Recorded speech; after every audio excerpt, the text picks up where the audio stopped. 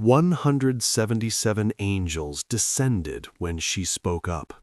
The teacher never saw justice coming. It was a Tuesday afternoon in late October when everything changed. Bear, real name Elijah Stone, was polishing the chrome on his Harley outside the 177 Angels clubhouse when he heard it. A whisper so fragile it might have been carried on the wind. But there she was, Lily, no older than 8, standing barefoot on the gravel with tears pooling in her wide brown eyes. "Mr. Bear," she said, voice trembling like a leaf in a storm. "My sister, Miss Albright hurts her." Bear knelt slowly, careful not to tower over her. He'd seen too much in 2 tours overseas, too much silence where there should have been screams, too many wounds hidden beneath uniforms and smiles. And now, here was this tiny girl offering him a truth too heavy for her small shoulders. "Where's Mia?" he asked gently. Lily pointed toward their grandmother's house down the road. "She's got a cast, but Miss Albright bends it on purpose, and she tells Mia if she tells anyone, she'll hurt me too." Bear's jaw tightened. He knew how this played out. A child's word against a respected teacher.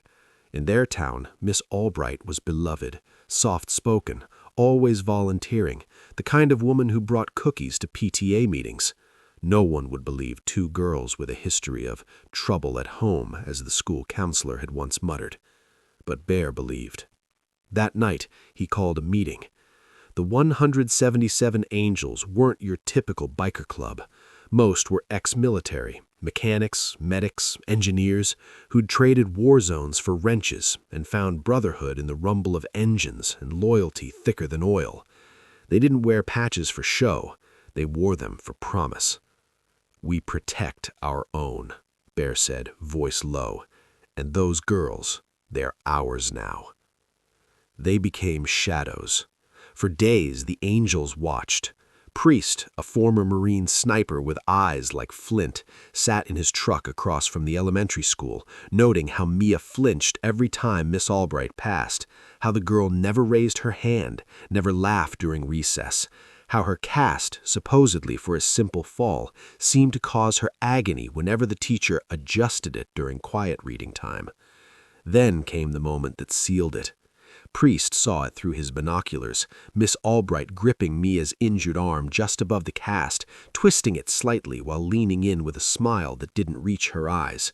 "You'll learn to behave," she whispered, loud enough for Priest's enhanced mic to catch, "or your sister pays the price." The clubhouse went silent that night. Not the peaceful kind, the kind before a storm. They couldn't confront her directly, not without proof, so they got creative. Jax, their tech wizard and former Air Force comm specialist, built a digital photo frame rigged with a hidden 4K camera and directional mic.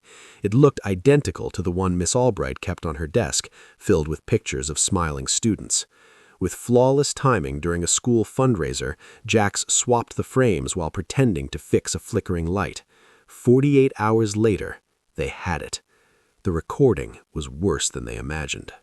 Miss Albright's voice, sweet as honey, turned venomous the moment the classroom door clicked shut. "Think you're clever, don't you?" she hissed at Mia. Then came the sound, sharp, wet, sickening, the crunch of pressure on bone as she deliberately bent the girl's arm the wrong way inside the cast. Mia whimpered but didn't cry out. She'd been trained not to. "I own you," Miss Albright whispered, "and if you breathe a word, I'll make sure Lily disappears." Bear played the recording once, then smashed his fist into the wall hard enough to crack plaster. "No more waiting," he growled. Judgment Day arrived at dawn. One by one, 177 motorcycles rolled into the school parking lot, engines idling like thunder held in check, black leather, steel-toed boots, faces grim beneath cuts and scars, but eyes burning with righteous fire.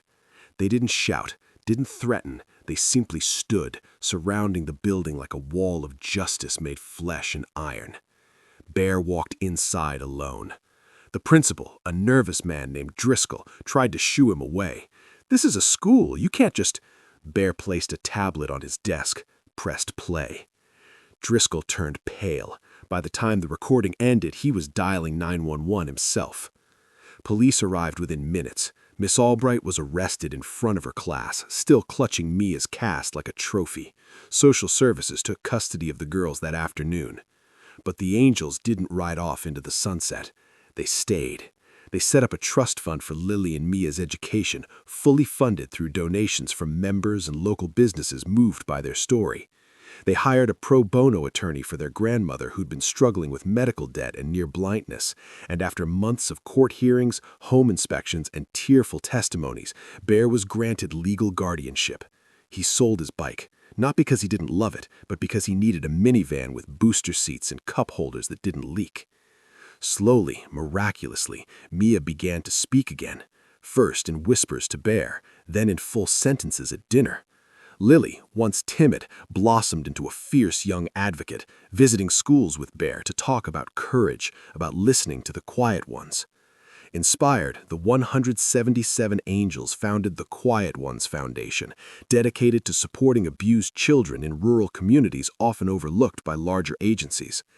They installed anonymous tip lines in schools, trained teachers to spot signs of abuse, and even started a mentorship program pairing veterans with at-risk kids. Years passed. On a warm June evening in 2026, beneath strings of fairy lights and a sky streaked with sunset gold, Lily stood on a high school stage in a cap and gown, microphone in hand. "I used to think angels had wings," she said, voice strong and clear, "but mine rode Harleys. They didn't wait for someone else to fix what was broken. They fixed it themselves, with kindness, with courage, and with love that never quit." In the front row, Bear wiped his eyes. Around him, 176 brothers sat in respectful silence, patches gleaming, hearts full. Because sometimes justice doesn't come from a courtroom. Sometimes it rides in on two wheels, with 177 angels behind it. If this story moved you, please like, share, and subscribe. Your support helps us bring real hope to those who feel invisible. And tell us, where are you watching from? Because somewhere out there, another quiet voice needs to be heard, and maybe, just maybe, an angel is already on the way. Thanks for watching.